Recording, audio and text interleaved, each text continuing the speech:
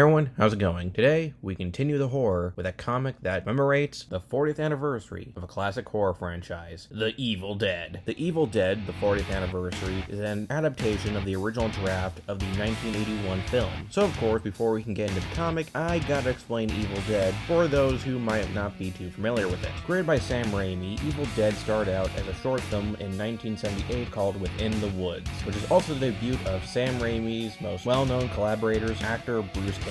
So this film would actually be something that Bruce Campbell is not entirely happy to talk about, but that's beside the point. And besides, he was clearly in the minority since the short would get enough funding to become a full-length feature, and thus Evil Dead was born. Now, the first and second film aren't that too different from the original short, as our story focuses on a bunch of teenagers who go deep in the forest for a vacation. They stay in a small cabin, and after some fun time of drinking and making out, the teens discover a fruit cellar, go inside, and discover a book. This book would be revealed to be the Nostrum Demento, better known as the Book of the Dead. Bound in human flesh, written in blood, legends speak of it holding power and knowledge so great and so horrifying that it is beyond human comprehension. The cabin's previous owner, an archaeologist, found the book and studied it in the cabin, leaving recordings that tell of how he found it and what the pages translate to. And just from those recordings, the teens would learn that the legends are in fact real, as it would summon ancient spirits who would possess and torture the teens, the sole survivor being a young Ash Williams.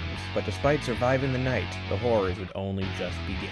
And to this day, never really stopped, as after that, we would have 2 direct sequels, spin-off comics, video games, and of course, a hit TV series called Ash vs. Evil Dead, and a reboot in 2013, and a planned sequel in 2023. Though the continuity is a little bit bumpy when it comes to sequels, since each sequel would change things up. For example, the Book of the Dead in the second film has actually been changed to the Necronomicon Ex Mortis, which is actually the most common name that people know the book by. They'd also go back and forth on whether Ash went there alone with his girlfriend Linda, or if he went with a group, but they are at least consistent when it comes to certain things like Ash's character development, starting off as some average guy that worked in hardwares, to one of the few heroic horror icons. But what could have been the original plan for Ash Williams in the original draft? Well, listen to the recording and join us as we cover Evil Dead, the 40th anniversary. Warning, spoilers. Now this is going to be a bit different. Much like Batman The Long Halloween, I'm just going to be covering the whole story. The reason being because it's pretty close to the original film when it comes to story, and it does help me cover some of the differences the comic has compared to the film. Now with that out of the way, let's get started. Our story begins with Ash narrating on how it all started, as we see his younger self and his friend Scotty pick up the girls and head to the cabin. And here we get the first big change, Cheryl. In the original film, she's Ash's younger sister, but apparently in the original draft and in this comic, she's just one of Ash's girlfriend's, well, friends. This change kind of bugs me, but I'll discuss that more when I talk about characters. The other big change is that they give us some foreshadowing on what's to come as Scotty reveals that he actually got the cabin cheap due to it having a gruesome history, with a man supposedly suffering cabin fever and butchering his family. And unlike Cheryl, this is a change that I definitely welcome, and honestly very in character that Scotty and Ash wouldn't notice the massive red flag on that. Later on, we would learn that the man who butchered his family was actually the professor who found the book. Moving on, they eventually end up in the cabin, and after we see the Deadites watching them, calling out to join them, which once again is a big departure from the film. But like Cheryl, it's something I'll discuss more when we talk about characters. We then return to what happened in the film as we see them find the book and the recording,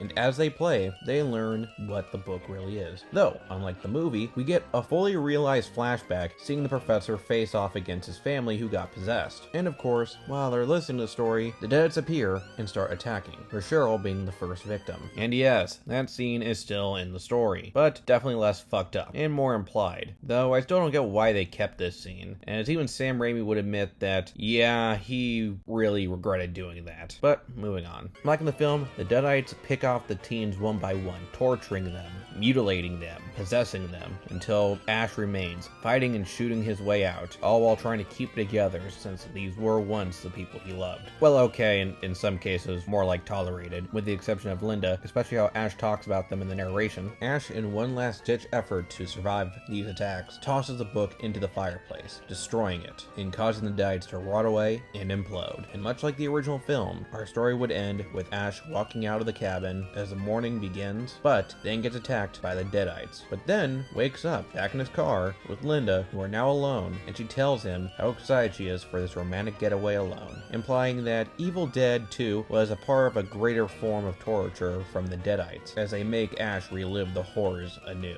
Evil that uses reboots as weapons? I knew Dan DiDio was some kind of demon. In all seriousness though, this book was a good way to celebrate the franchise's 40th anniversary. I gotta give it to Mark Verbidian, who helped adapt/update the screenplay into comic form. He had several experiences writing horror comics, particularly ones based in establishing movie franchises like Alien and Predator, and it really shows that he didn't half-ass it with Evil Dead. The way he writes Ash is so on point. I can imagine Bruce Campbell doing the voice. Now let's finally get into characters, starting with, of course, the king himself, Ash Williams. The fact that we actually have the older Ash narrating this story while we're seeing his younger self is pretty cool. It's really shown how far Ash has come as a character, since his younger self is far more innocent and maybe even a little bit more timid, while his older self is way more harsh, way more blunt, and really doesn't sugarcoat that, yeah, no, they were in serious hell. And again, I have to give credit to Viridian, since I could hear Bruce Campbell's voice coming from these characters. They're definitely one of the best parts of the comic. As for the Deadites, they're really well done. Very creepy, very disturbing, but I'd be lying that I feel like we see a little bit too much of them. One of the scariest part about the Deadites, especially in the first two films, was that you never really knew where they were. They were formless until they possessed someone, making them very unpredictable. But in the book, they give them a physical form and they do talk a lot. Not saying they weren't chatty when they were possessing people, but they should have had a little bit more mystique here. As for the rest of the cast of characters, well, to be honest here, most of them are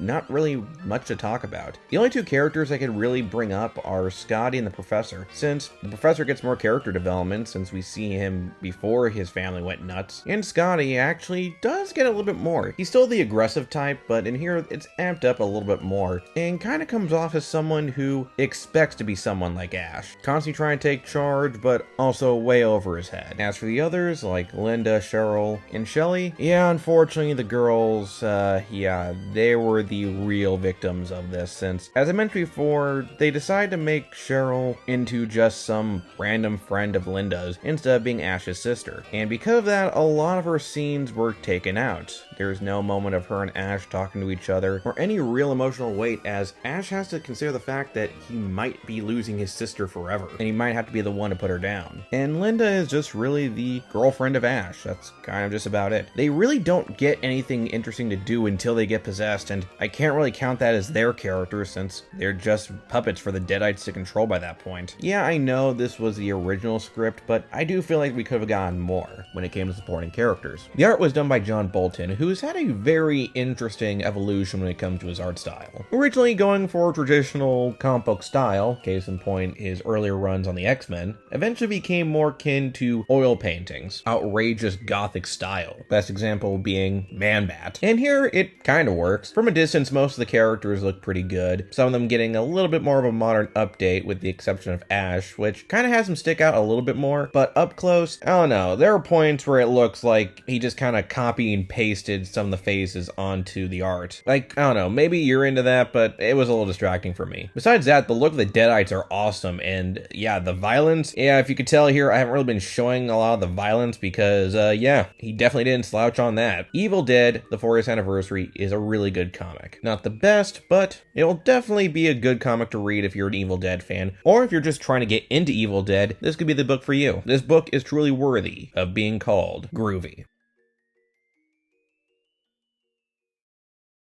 Thanks for watching. Like, share, subscribe, and next time, oh boy, well, let me just say the next videos are going to be interesting. Later. I just realized this is an Evil Dead review, and Ash hasn't appeared in the video. Hey Ash, out making a cameo? Ash? Shut up, I'm trying to play Gotham Knights.